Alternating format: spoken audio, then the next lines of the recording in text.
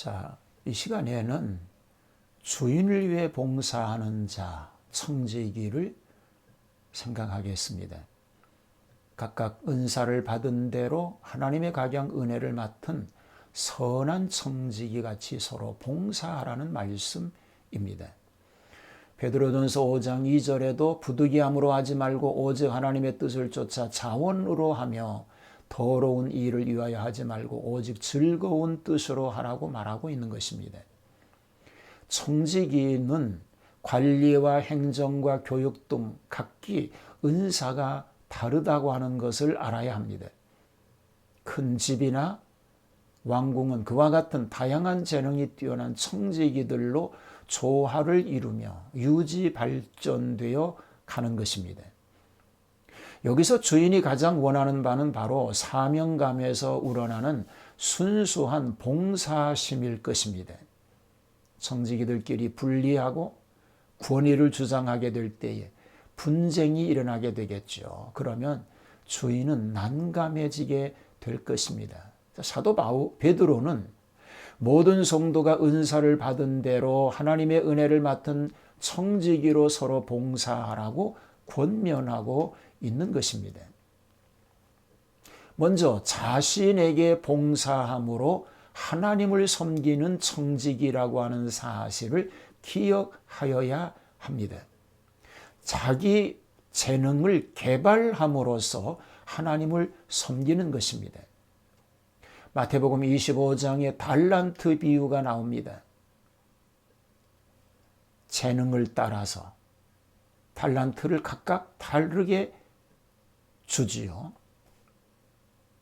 그런데 그것을 가지고 개발하는 사람도 있고 그냥 감추어 둔 사람도 있습니다. 재능은 다르지만 개발하게 될 때에 활용할 수 있는 것이죠. 활용하게 될 때에 아름다운 열매를 결실할 수 있는 것입니다.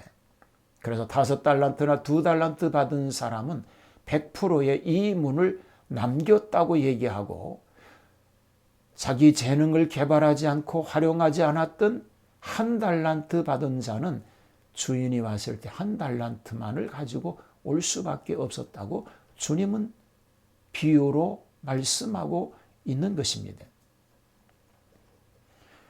청지기는 자기 영혼을 성결하게 함으로 하나님을 섬겨야 하는 것입니다.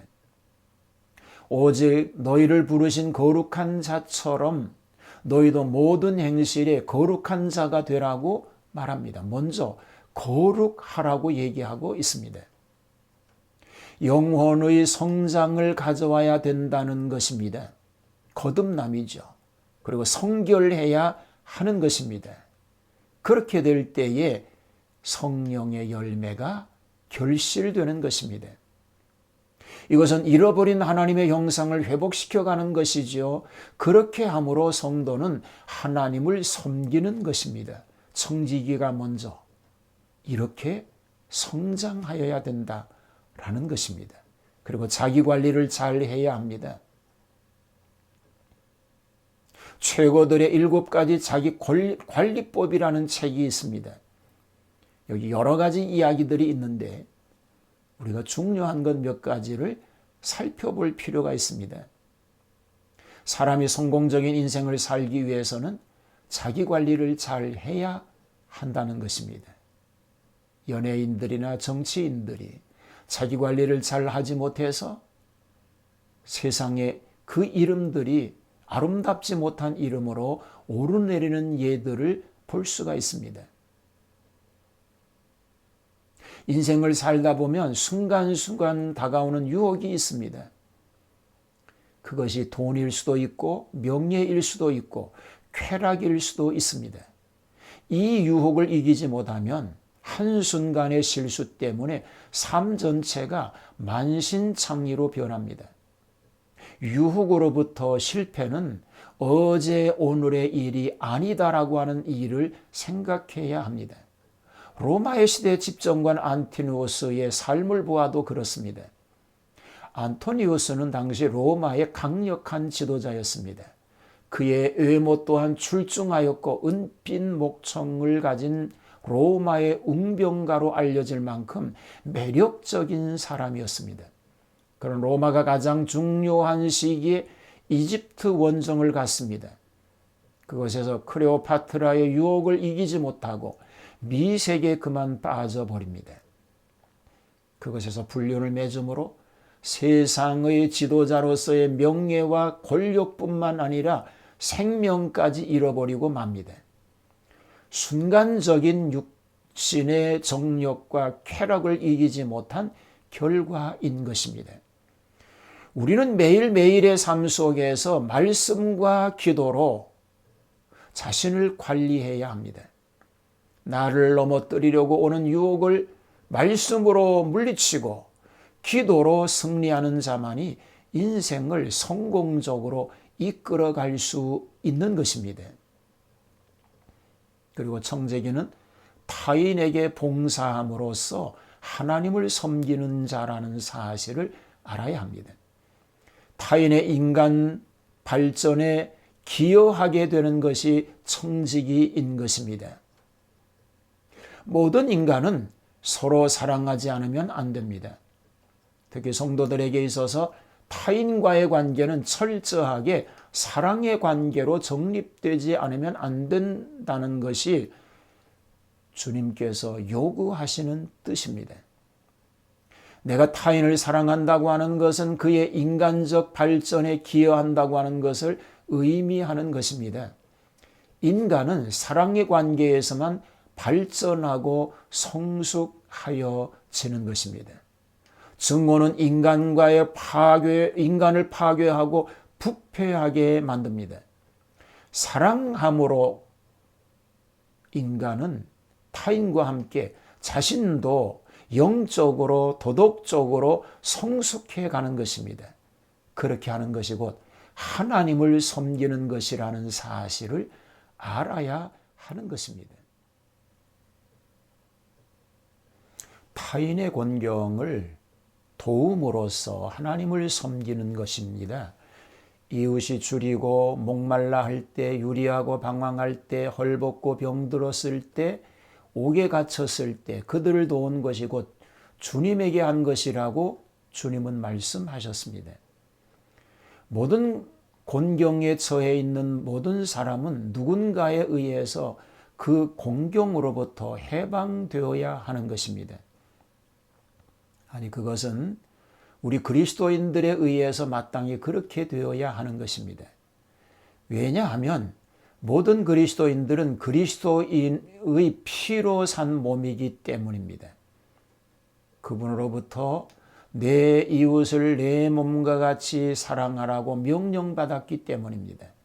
그러나 명령받았기 때문에 마지못해 한다는 뜻은 아닙니다. 사랑하라고 명령하신 그분은 사랑할 수 있는 능력도 함께 주셨기 때문입니다.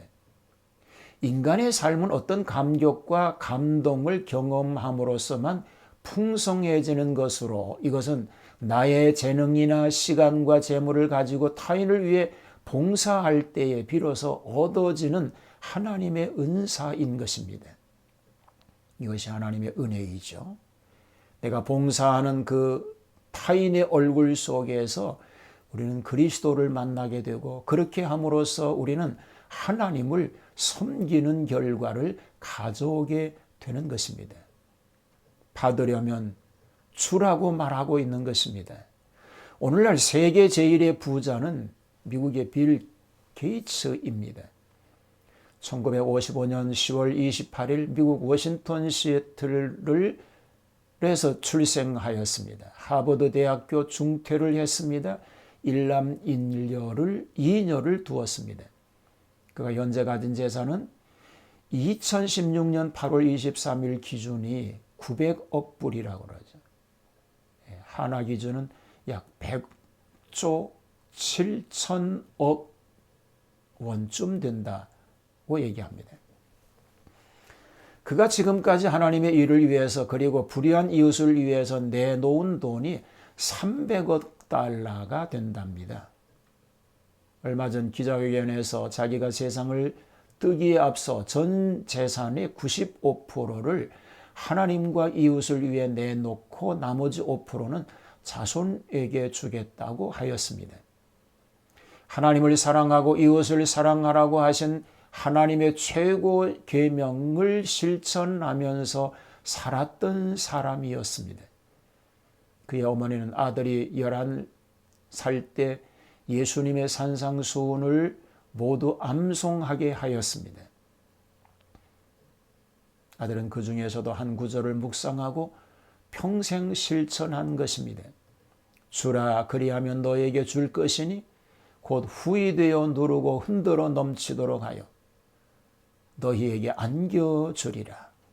너희의 헤아리는 그 헤아림으로 너희도 헤아림을 도로 받을 것이라고 하는 말씀이죠.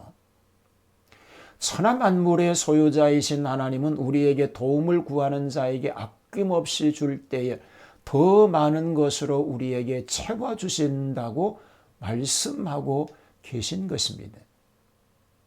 자, 청지기는 하나님의 일에 봉사함으로써 섬기는 자입니다. 교회를 봉사함으로 하나님을 섬기는 것이지요. 모든 성도들은 교회를 봉사함으로 하나님을 섬기는 자들입니다. 봉사에는 괴로움이 따르나 그것을 오히려 기뻐하는 것이 성도의 삶인 것입니다. 성도는 하나님께 진정으로 예배함에 있어서 당하는 괴로움을 기뻐해야 하고 구원의 복음을 전함에 있어서 당하는 괴로움을 기뻐해야 합니다.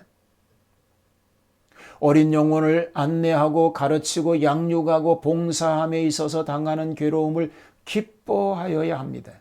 왜냐하면 그렇게 하는 것이 하나님을 섬기는 일이 되기 때문에 그런 것입니다. 자, 직임에 충실함으로써 하나님을 섬기는 것입니다. 모든 인간은 자기의 재능을 따라 직업에 종사하게 됩니다. 우리가 직업에 종사한다는 것은 사회가 나에게 베풀어준 은혜에 대하여 보답하는 삶을 가리키는 것입니다.